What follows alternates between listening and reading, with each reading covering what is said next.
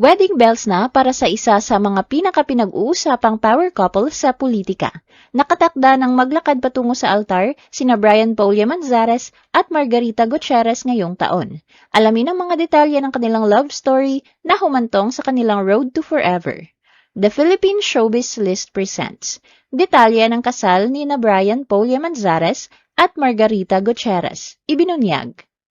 Brian and Margarita's hard launch as a power match in Philippine politics.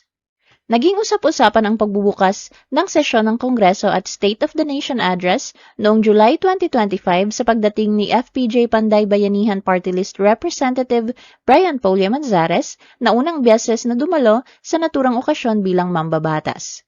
Hindi nag-iisang dumating si Brian. Kasama niya si Department of Justice Undersecretary Attorney Margarita Marge Gutierrez at magkaakbay silang pumasok sa batasang pambansa, dahilan upang agad silang mapansin ng mga dumalo at ng media. Kapansin-pansin ang elegant at classic attire ni na Brian at Margarita. Suot ni Margarita ang isang custom-made butter yellow terno na likha ng kilalang Filipino designer na si Mark Baumgartner. Habang nanatiling simple ngunit formal si Brian sa kanyang tradisyonal na barong.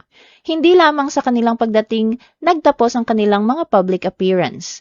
Muli silang nakita sa pre-Sona special ng Congress TV, kung saan nagsilbing isa sa mga host si Margarita habang kabilang naman si Brian sa mga tampok na panauhin ng programa.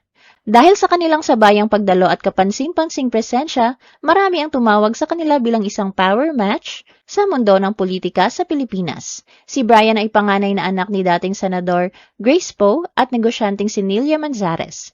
Apo rin siya ng mga yumaong alamat ng pelikulang Pilipino na sina Fernando Poe Jr. at Susan Roses.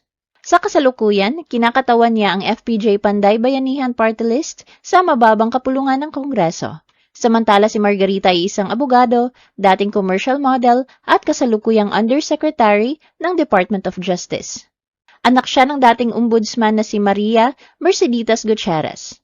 Bagamat kapwa sila nagmula sa mga kilalang pamilya sa larangan ng politika at serbisyo publiko, ang kanilang magkasamang pagdalo sa SONA 2025 ang naging isa sa mga pinaka-pinag-usapang eksena sa taunang pagtitipon ng mga lider ng bansa. Brian and Margarita joined forces in public service. Hindi lamang sa kanilang personal na samahan nakikita ang ugnayan ni na Brian at Margarita. Sa nakalipas na mga buwan, ilang programa sa serbisyo publiko ang kanilang pinagsamahan bilang bahagi ng kanilang advokasya para sa mas maayos na paghahatid ng mga serbisyo ng pamahalaan. Noong October 2025, naging katuwang ang FPJ Panday Bayanihan Party List sa idinaos na katarungan caravan sa Capiz. Sa programa, inilapit sa mga residente ang libreng legal assistance, konsultasyon, at iba pang serbisyong may kaugnayan sa hustisya. Nakipagtulungan ang DOJ Action Center sa pangunguna ni Margarita upang mapalawak ang akses ng mga mamamayan sa mga serbisyong legal. Sinundan ito noong March 2026 ng isa pang proyekto na nakatuon sa edukasyon at rehabilitasyon sa loob ng Bureau of Corrections. Sa pagtutulungan ni na Brian at Margarita, na ipamahagi ang mga tablet na may kasamang keyboard sa mga persons deprived of liberty at mga tauhan ng Bucor.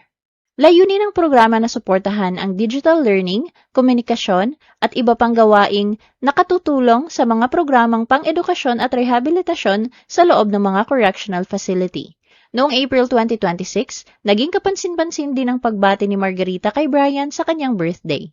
Sa kanyang mensahe, inilarawan ni Margarita si Brian bilang isang leader na may kababaang loob, malasakit sa kapwa, at matibay na paninindigan sa paglilingkod sa publiko. Binigyang diin din ni Margarita ang dedikasyon ni Brian sa tungkulin at ang positibong impluwensya nito sa mga taong kanyang pinaglilingkuran. Brian and Margarita's Road to Forever. Nakatakda ang pag-iisang dibdib ni na Brian at Margarita sa September 8, 2026. Kapwa nasa hustong gulang ang dalawa. Si Brian ay 34 years old habang si Margarita ay 43.